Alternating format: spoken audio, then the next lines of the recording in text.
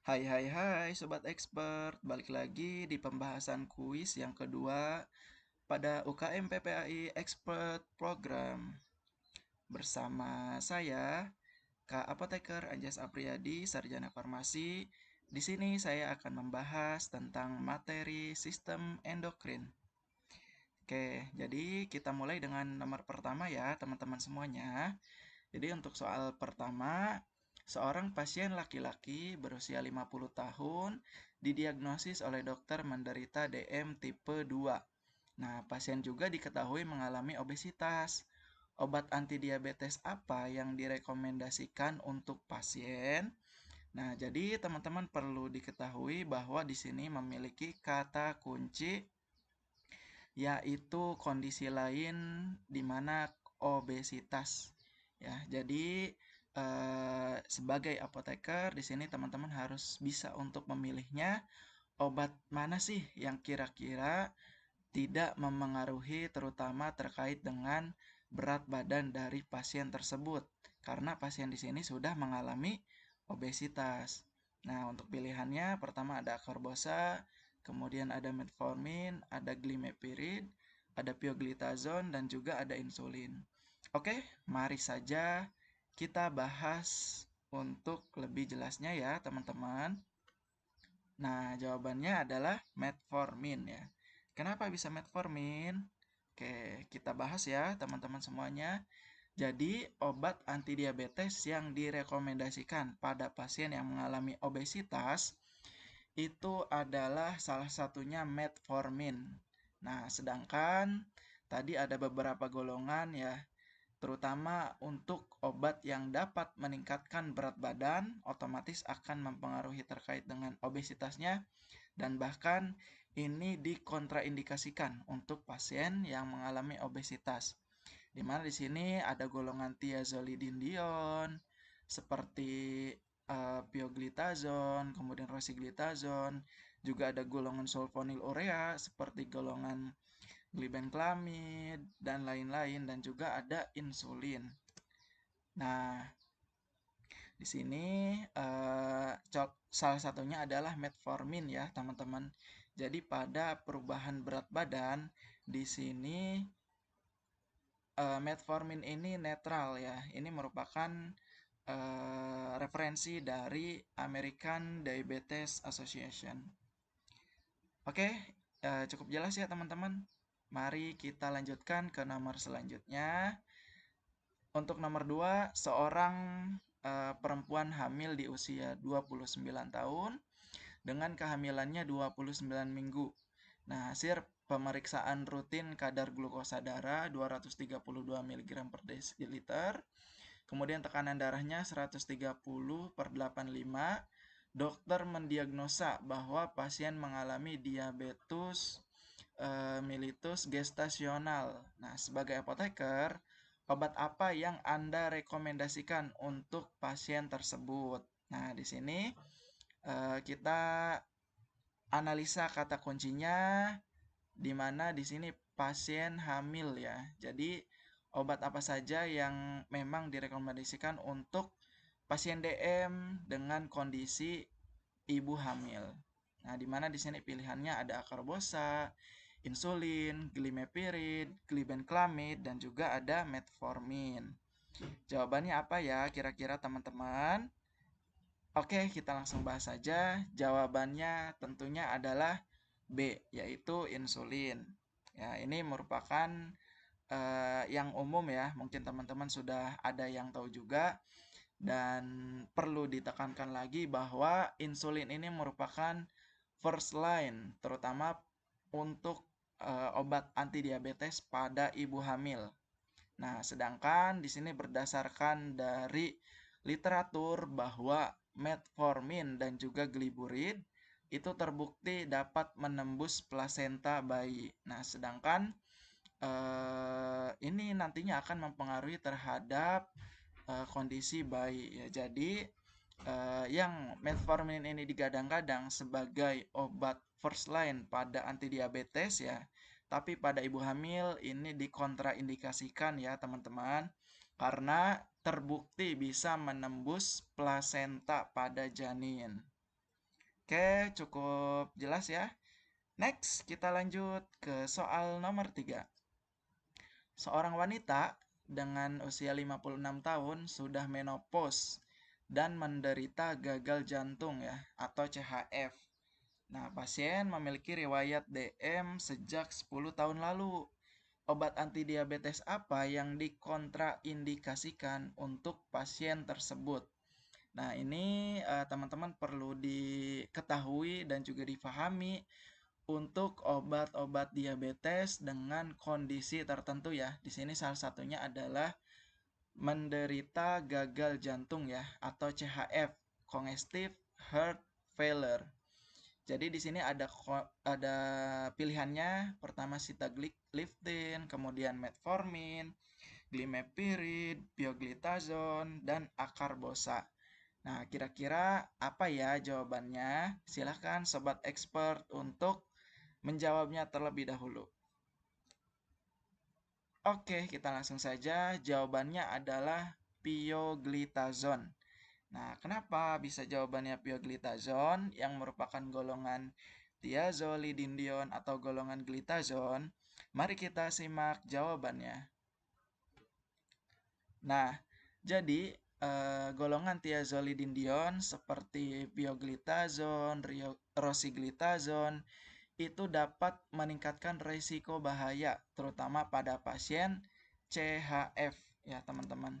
Nah, di sini untuk kardiovaskular efek dari golongan thiazolidindion terutama di sini terhadap CHF itu bisa meningkatkan resiko ya.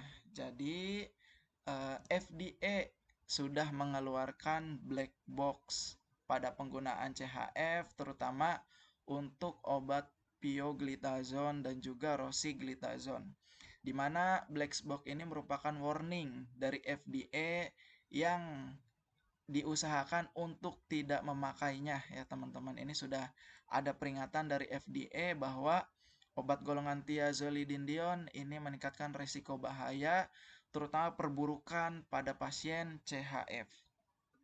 Nah, next kita lanjut ke nomor 4. Seorang pasien umur 50 tahun menderita DM tipe 2 sejak 3 tahun lalu dan mengkonsumsi obat hipoglikemi yaitu glipizid. Nah, 1 bulan ini pasien mengeluh batuk, berkeringat di malam hari. Setelah berkonsultasi dengan dokter dan dilakukan uji BTA bahwa pasien tersebut didiagnosa TB juga atau tuberkulosis. Nah, kemudian diberikan terapi obat antidiabetes kategori 1. Nah, apoteker perlu monitor kadar glukosa darah dong tentunya. Nah, karena dapat memungkinkan adanya interaksi obat. Nah, apa interaksi yang terjadi?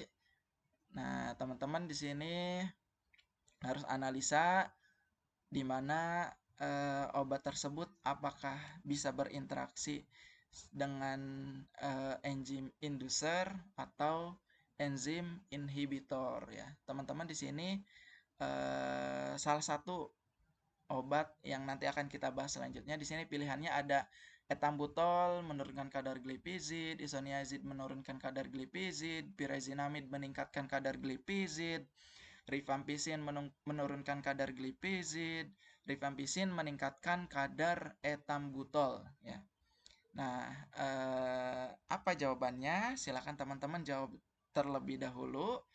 Mari kita lihat jawabannya. Jawabannya adalah D ya, teman-teman.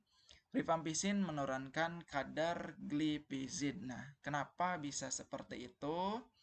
Ya, kita lihat pembahasannya bahwa rifampicin ini merupakan enzim inducer yang mana dia dapat menginduksi enzim CYP 450 yang ada di hati. Sehingga obat-obat yang dimetabolisme di hati ini bisa berkurang terutama kadarnya ya, sehingga efektivitas dari obat yang di metabolisme di enzim CYP 450 digunakan bersamaan dengan rifampicin itu bisa berkurang ya. Tentunya untuk efeknya tidak poten lagi teman-teman. Nah, di sini rifampicin bisa meningkatkan metabolisme sulfonilurea ya, sehingga efek terapinya bisa berkurang. Nah, gimana caranya berkurang? Kok bisa sih berkurang? Nah, caranya dengan cara rifampicin ini menginduksi ya dari enzim CYP450. Nah, sehingga kadar sulfonilurea itu bisa berkurang dan efeknya tidak maksimal ya. Oleh karena itu perlu dilakukan monitoring terhadap kadar glukosa darah, terutama untuk melihat efektivitas dari obat glipizid yang digunakan. Ya. Oke, sobat expert, kita lanjut ke nomor 5. Seorang pasien wanita yang berusia 50 tahun dengan berat badan 50 kg dirawat di bangsal penyakit dengan diagnosa DM tipe 2. Nah, pasien diresepkan insulin basal dengan dosis insulin harian totalnya atau IHT 0,6 IU per kilogram berat badan. Nah, apoteker sedang menghitung jumlah dosis insulin yang akan diberikan kepada pasien. Nah, berapa jumlah dosis insulin yang akan diberikan? A 4, kemudian 6, 8, 10, atau 12. Nah, di sini kata kuncinya adalah insulin basal ya, teman-teman. Jadi, kita langsung saja lihat jawabannya apa? Jawabannya adalah 12 ya. 12 IU yang perlu diberikan. Kemudian kita kupas tuntas gimana sih cara untuk menghitung dosis insulin. Nah, di sini sudah ada panduannya ya, teman-teman.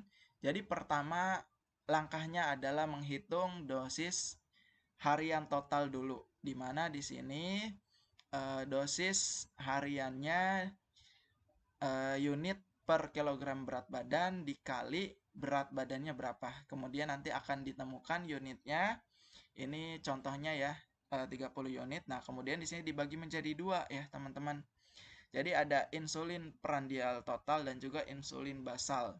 Di mana untuk insulin prandial itu adalah 60% dari dosis total, sedangkan untuk basal itu hanya 40%.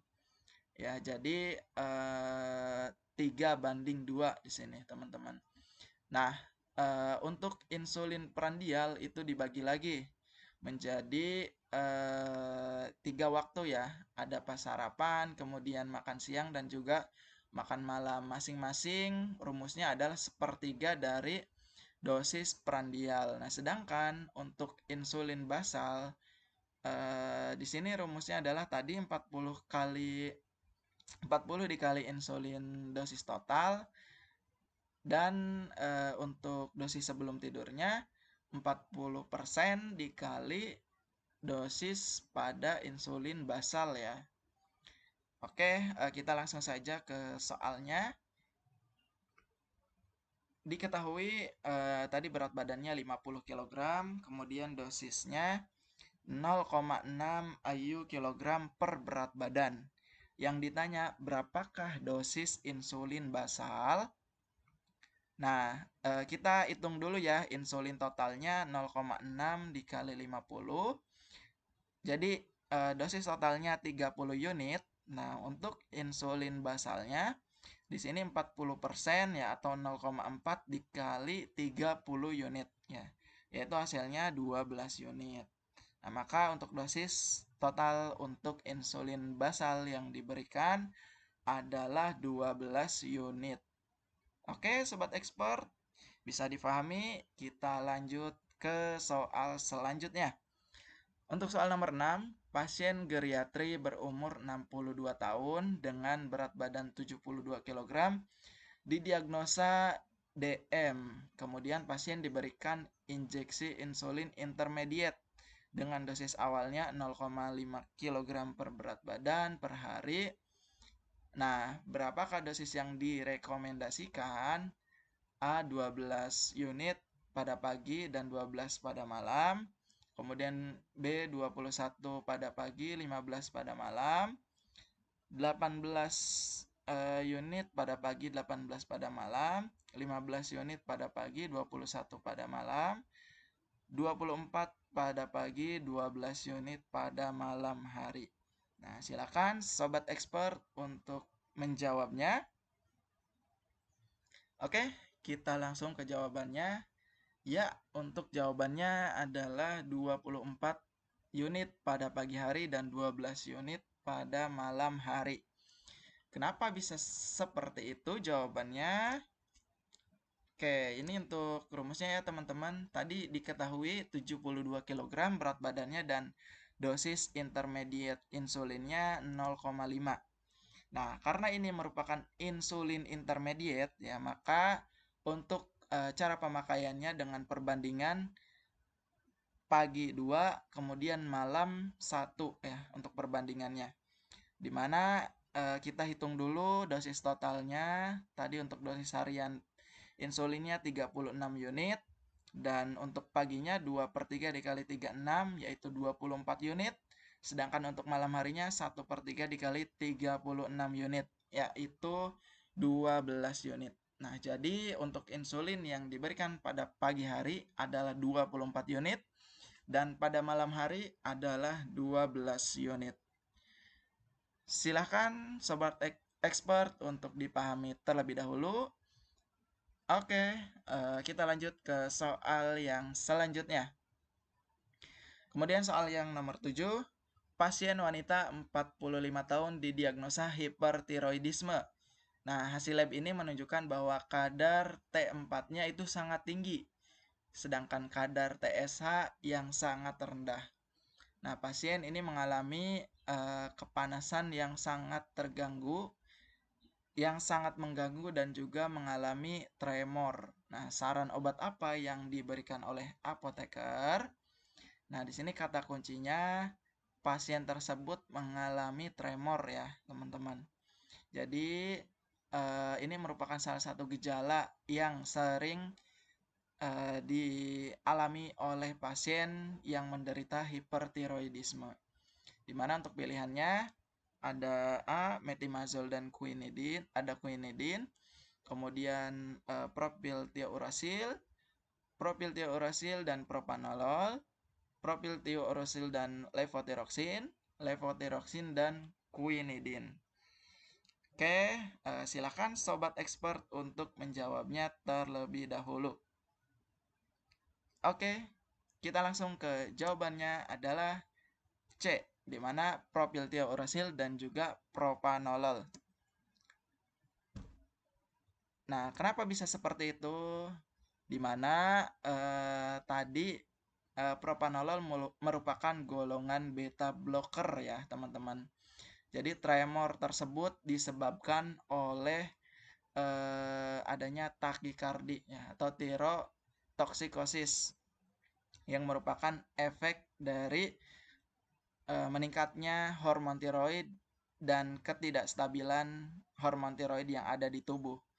Oleh karena itu, untuk pilihan terapinya yaitu golongan thioamida, di mana propiltiouracil atau metimazol disertai atau dikombinasi dengan golongan beta blocker. Salah satunya adalah propanolol yang sering digunakan untuk kombinasi. Oke, lanjut ke nomor 8.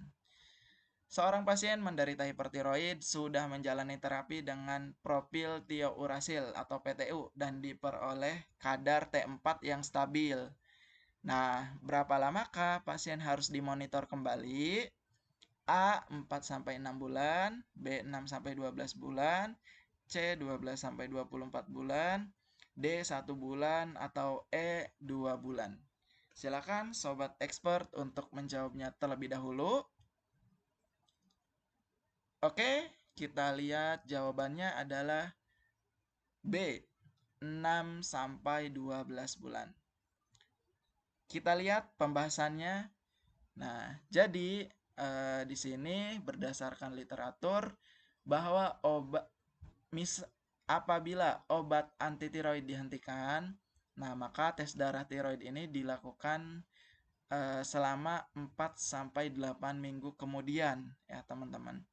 Jadi ketika kita misalkan ada pasien yang sudah menggunakan obat tiroid dan juga sudah dinyatakan sembuh oleh dokter, maka perlu dilakukan monitoring 4-8 minggu kemudian. Nah, dengan catatan tes darah ini harus diulangi secara berkala selama 12 bulan ya, atau 1 tahun untuk memastikan bahwa hormon tiroid itu tetap normal atau ada peningkatan ya. Apabila kadar T3, T4 dan juga TSH ini tetap normal selama 12 bulan, maka secara jangka panjang prognosisnya baik ya teman-teman, dan juga dapat dikatakan bahwa pasien tersebut sudah sembuh dari hipertiroid dan tidak memerlukan lagi pengobatan obat-obat untuk anti tiroid ya. Jadi perlu diulangi secara berkala selama 12 bulan. Oke? Cukup dipahami ya teman-teman semuanya. Next, kita lanjut ke nomor 9. Seorang bapak berusia 46 tahun mengalami penurunan nafsu makan, namun berat badannya terus meningkat. Nah, bapak tersebut didiagnosa menderita hipotiroid oleh dokter. Nah, manakah obat yang diberikan? A. Metimazol, B. PTU, kemudian C. Natrium levothyroxine, D. Lugol, dan juga yang terakhir E. Natrium iodida. Nah, silakan dijawab terlebih dahulu sobat expert. Ya, kita langsung ke jawabannya adalah C. Natrium levothyroxine. Nah, karena kondisi hipotiroid, maka untuk pengobatan first line-nya adalah levothyroxine ya teman-teman.